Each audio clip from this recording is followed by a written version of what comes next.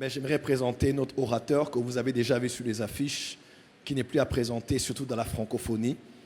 L'homme que j'introduis ce soir, au-delà d'être un apôtre, au-delà d'être un prédicateur, au-delà d'être un homme qui est mondialement connu aujourd'hui de par ses livres, de par ses émissions sur EMC TV et dans plusieurs autres podcasts, des émissions qu'il tient lui-même déjà à partir d'Abidjan, à part le fait d'organiser, d'avoir plusieurs églises et d'organiser annuellement des activités qui reçoivent des grandes délégations du monde entier jusqu'à Abidjan en Côte d'Ivoire.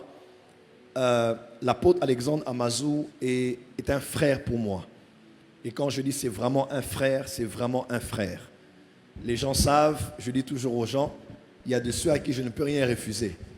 Et depuis que je le connais, il m'a dit, accompagne-moi ici, je l'ai accompagné. Il y a une de mes églises là-bas qui a un programme, tu viendras travailler là-bas. Et je l'accompagne parce que je me dis, bon, Christ a établi premièrement les apôtres. Et quand lui il parle, moi les prophètes, je viens après. Une fois même, il m'a dit, non, mon frère, mon église de Dakar a besoin que tu rendes ministère. Tu vas y aller. J'ai dit, le bishop a parlé, j'ai créé un temps pour obtempérer. Et à chaque fois qu'il a eu besoin de moi à Abidjan, en tout cas dans plusieurs programmes, j'ai déjà fait même un programme en plein air. Je devais aller me rendre pour travailler. Donc quand c'est lui qui me demande, je ne le refuse jamais. Parce que déjà, je l'aime vraiment avec mon cœur. Et j'ai une dette éternelle envers cet homme de par ce qu'il a fait et apporté dans ma vie et mon ministère.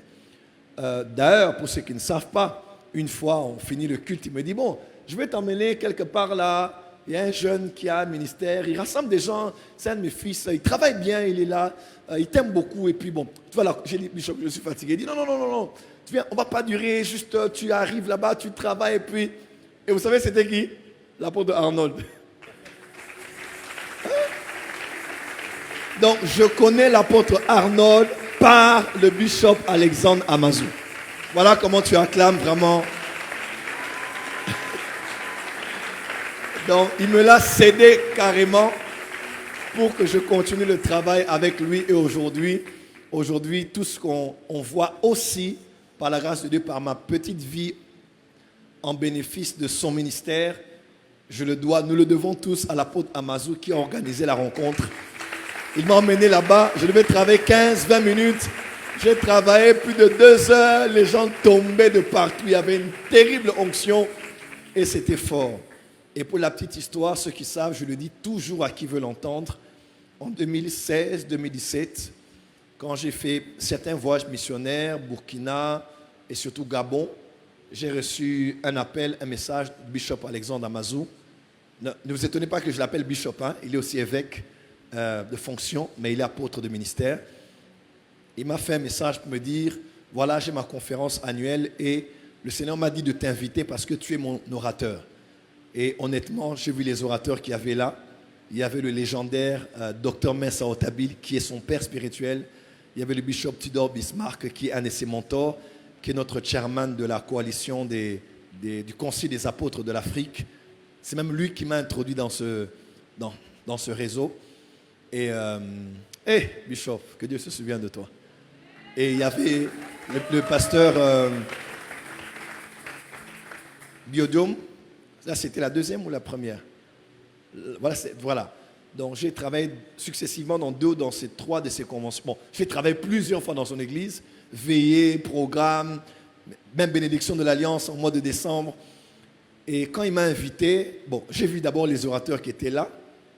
Sans me minimiser, j'ai dit, waouh, c'est quand même des hommes qui ont, surtout les pères qui étaient là et ceux de notre génération. J'ai dit, waouh, c'est un privilège d'être dans une aussi grande plateforme. Deuxièmement, j'ai dit pourquoi moi? Parce que je sais déjà qu'il connaît beaucoup d'orateurs, mais avoir pensé à moi m'avait beaucoup touché. Et surtout, je n'étais pas dans une période où j'étais recommandable. En tout cas, j'avais une très mauvaise réputation sur le plan corporatif. J'avais des portes qui m'étaient ouvertes, mais l'imaginaire collectif dans la francophonie, en tout cas, n'était pas très ouvert envers ma personne et mon ministère. Et je me disais, mais qu'est-ce que Dieu lui a dit? Mais Dieu m'a dit. J'ai dit, oh, mais Dieu l'a dit quoi? On l'a prophétisé, il a rêvé, il a vu. J'ai dit, bon, je vais aller. Et j'ai pris mon avion. J'étais avec le pasteur Espérance d'ailleurs. Lui, il prêchait chez le pasteur Raoul Wafo. On a pris le même vol. On est arrivé. Et quand ils m'ont reçu, il m'a dit, Dieu m'a dit de t'inviter. Donc, à vrai dire, pour vous expliquer, tout ce qu'on voit comme réconciliation qui a eu lieu, ça fait plus d'une année, la personne qui avait cru en ça avant nous tous, c'était le bishop Alexandre Amazou. Et il me disait ça. Il me disait, non, tu dois être avec tel. Il faut que tu sois avec tel. Il faut que vous soyez ensemble avec tel. Il a même organisé un programme. Il nous a pratiquement forcé à prêcher ensemble dans le même programme. Pour moi, c'était embarrassant. Les autres, c'était embarrassant. Mais c'est le premier, avant nous tous, à avoir cru que ce qui se passe allait se faire. Donc, Bishop, je t'appelle apôtre, je t'appelle prophète. Parce que quand moi, je ne pouvais même pas voir le futur, toi, tu avais vu là où Dieu m'a mené. Et là où Dieu nous a menés tous, où nous sommes finalement arrivés dans le même panier aujourd'hui. Est-ce qu'on peut apprécier Dieu pour un tel homme? Il mérite l'honneur, le double honneur, un triple honneur. Est-ce qu'on peut apprécier le bishop Alexandre Amazou?